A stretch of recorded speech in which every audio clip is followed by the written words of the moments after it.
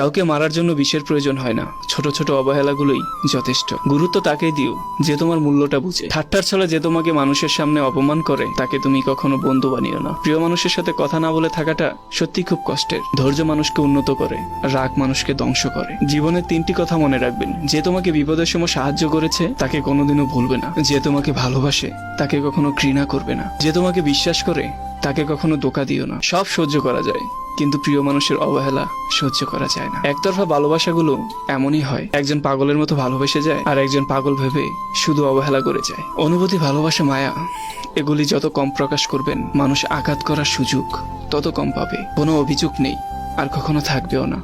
আছে শুধু অভিমান, যা কখনো বলবোও না। সময়ের সাথে সাথে যে সম্পর্ক নষ্ট হয়ে যায়, তাহলে বুঝে নিও সে সম্পর্কে ভালোবাসা নয়, শুধু প্রয়োজন ছিল। সম্পর্ক কখনো দ্বিতীয় ব্যক্তির জন্য ভাঙে না।